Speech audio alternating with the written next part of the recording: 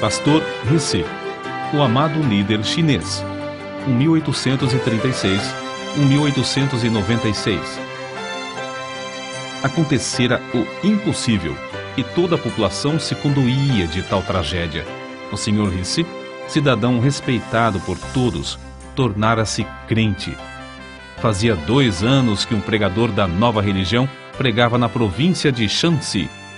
Enquanto se esperava que enredasse alguns dos mais ignorantes, ninguém imaginava que o Sr. Rissy, homem culto, de grande influência entre o povo e destacado adepto de Confúcio, seria o primeiro a ficar enfeitiçado pelos diabos estrangeiros. Não havia entre o povo quem odiasse tantos estrangeiros como o Sr. Rissy. Mas, de repente, eis que ele estava ligado em espírito ao missionário. Abandonara todos os ídolos. Dizia-se que os queimara. Deixara de adorar as tábuas ancestrais. Não havia mais o cheiro de incenso na sua casa. E o que era ainda mais estranho, o Sr. Rissy desistira de fumar ópio. Os velhos recordavam que Shanxi fora uma das províncias mais prósperas da China e contavam como fora introduzido o fumo estrangeiro, isto é, o ópio. O vício se tornara tão generalizado que todo o povo estava reduzido à maior pobreza. Nem mesmo os mais velhos se recordavam de alguém habituado a fumar ópio que, no decorrer dos anos, tivesse conseguido libertar-se do vício. Contudo, o erudito Rissy abandonara por completo seu aparelho de fumar e parecia não sentir a ânsia que sentem os que são privados da droga entorpecente. O tempo que outrora passara preparando e fumando o ópio, ele agora o empregava nas práticas, para eles estranhas, da nova religião. Dia e noite, o recém-convertido se aplicava ao estudo dos livros dos estrangeiros. Às vezes, cantava de uma maneira singular, e outras vezes de joelhos, e com os olhos fechados falava ao Deus dos estrangeiros, o Deus que ninguém via e que não tinha santuário para localizar-se. Dia após dia, a Sra. Rissy notava a grande transformação na vida do marido e começou a abandonar o intenso ódio que sentiu quando ele se converteu. Quando acordava à noite, via-o absorto, lendo o precioso livro dos livros, ou ajoelhado, suplicando ao Deus invisível que sentia estar presente. A persistência do homem em reunir todos os membros da família diariamente para os cultos estranhos foi tal que ganhou também sua esposa para Cristo. Para o crente Rissy, Satanás era o temível adversário que realmente é, sempre incansável e constantemente espreitando para derrubar e destruir os crentes. Contudo, para ele o poder de Cristo era igualmente real, e Rissy saía mais que vencedor em todas as dificuldades. Considerava a oração indispensável e, não muito depois de se converter, chegou a reconhecer o valor de jejuar para melhor orar. Foi então que aconteceu a coisa menos esperada. A própria natureza da Sra. Rissy parecia mudada. Ao converter-se, tornara-se profundamente alegre e recebia as lições das Escrituras avidamente. O marido esperava que breve ela se tornasse uma verdadeira companheira na obra de ganhar almas, mas, repentinamente, parecia pairar sobre ela uma nuvem do mal. Apesar de todos os esforços, sentia-se levada contra a própria vontade a praticar tudo quanto o diabo sugerisse. Caía, especialmente na hora do culto doméstico, com ataques violentos de cólera.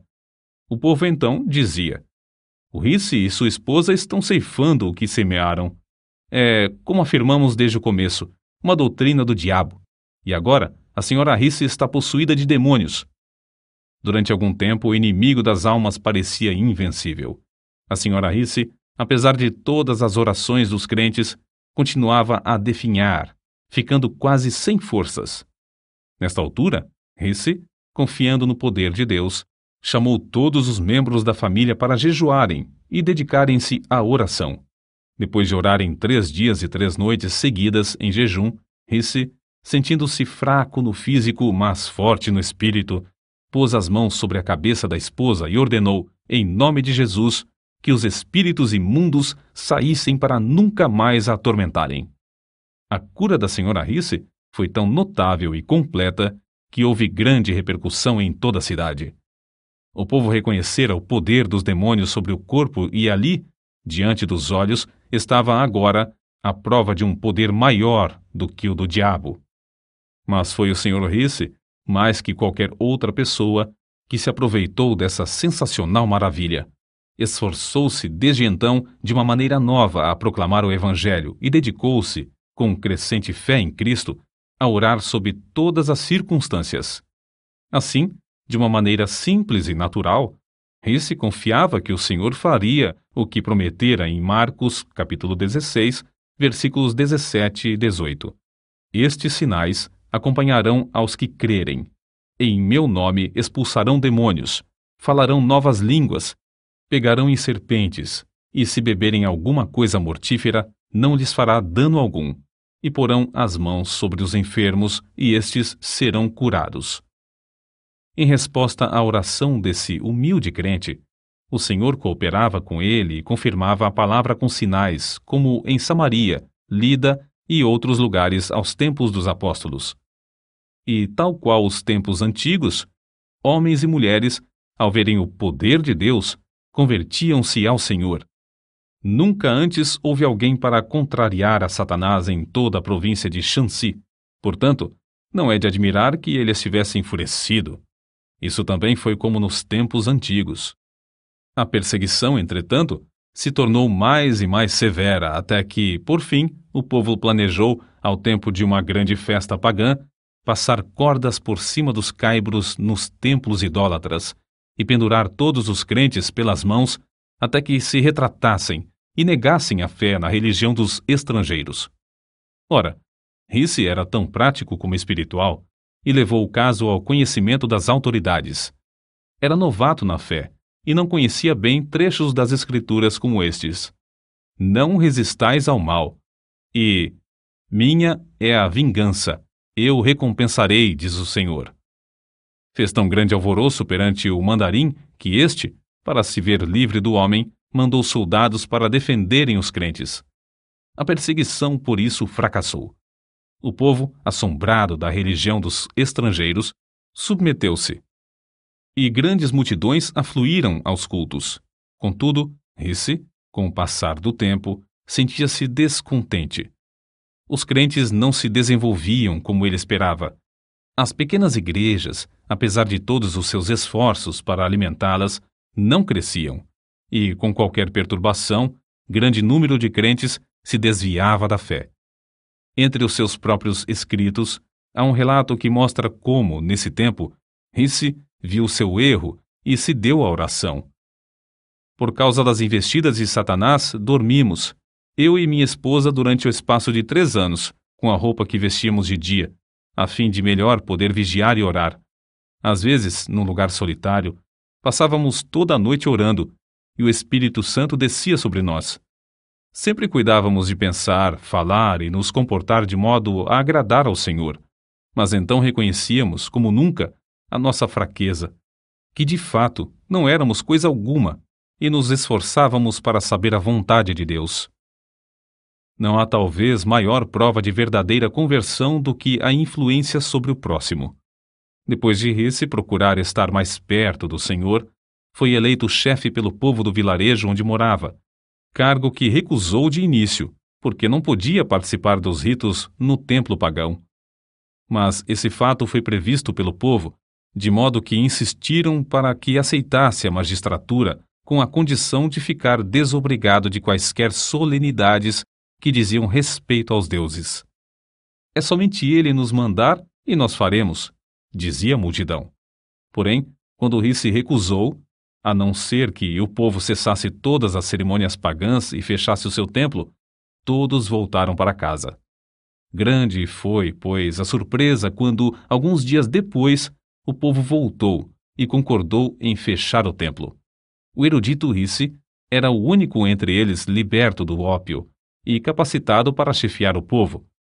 O fervoroso crente, então, assumiu o cargo, como um serviço a ser feito perante o Senhor. Houve boa safra, bom êxito na parte financeira, e prevaleceram a paz e o contentamento. Foi reeleito para o 2º ano e para o 3º, mas quando reeleito para o 4º ano, recusou o cargo, insistindo em dizer que devia entregar todo o seu tempo na obra de evangelização, obra que aumentara grandemente. Quando o povo elogiava pela boa maneira como servia a todos, ele respondia com um sorriso. Agora, os ídolos por certo já morreram de fome, e seria mais econômico se os não ressuscitasseis. Foi uma lição prática e que perdurou por muito tempo.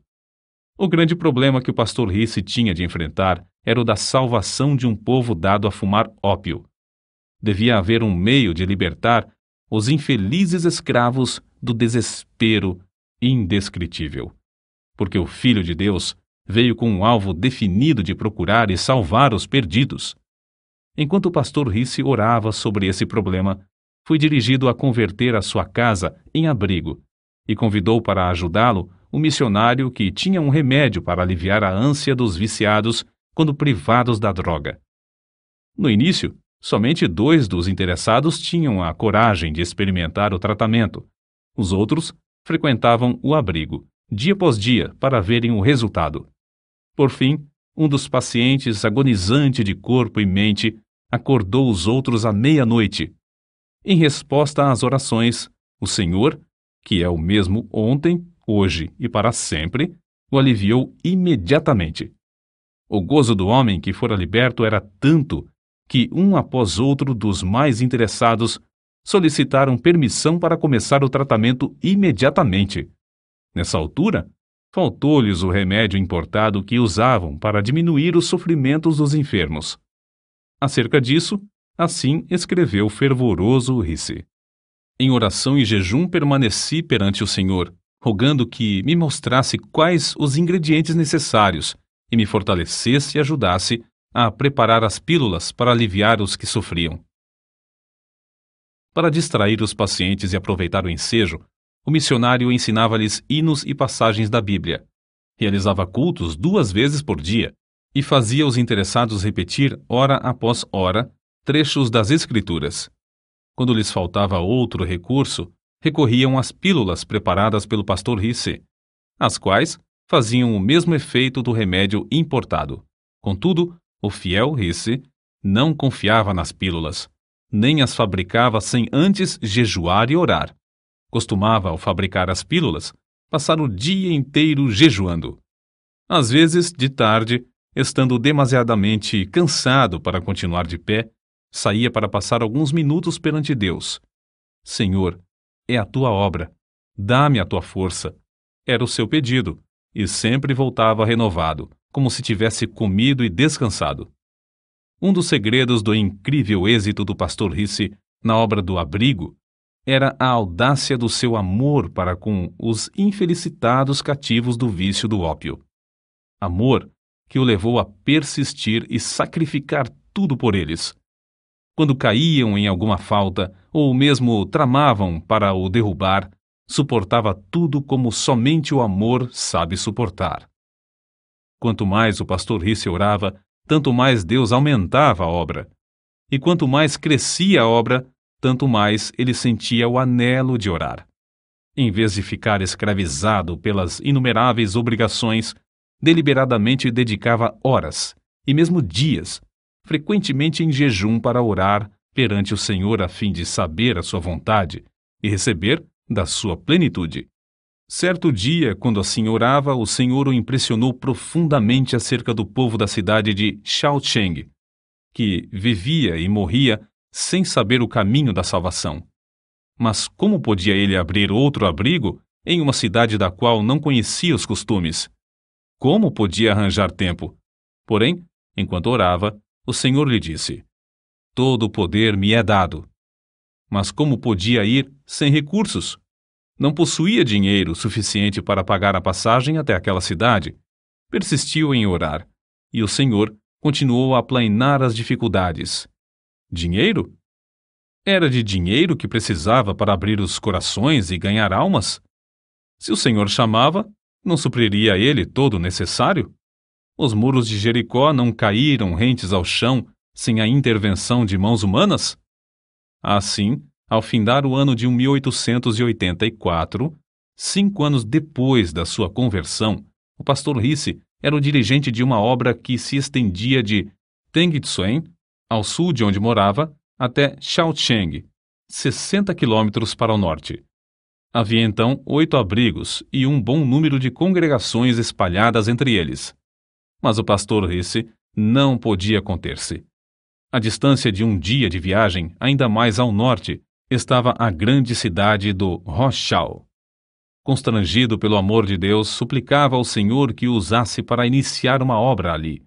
Todos os dias, orava insistentemente por Rochal, no culto doméstico. Por fim, a senhora Risse não mais se conteve e perguntou: Já oramos durante tanto tempo. Será que agora não convém agir? Por certo, se tivéssemos dinheiro, respondeu seu marido. No dia seguinte, o pastor Risse, no culto doméstico, orou como de costume. Ao findar a reunião, a esposa, em vez de retirar-se, avançou e colocou um pacotinho sobre a mesa, dizendo: Acho que o Senhor já respondeu às nossas súplicas. Admirado e ignorando o que ela queria fazer com aquele gesto, tomou o pacote da mesa. Continha algo pesado, embrulhado em várias tiras de papel, e dentro do papel, um lenço. Ao abrir o lenço, encontrou os objetos mais prezados por uma senhora chinesa: anéis, pulseiras, brincos, grampos de ouro e de prata, objetos que lhe foram presenteados quando se casaram.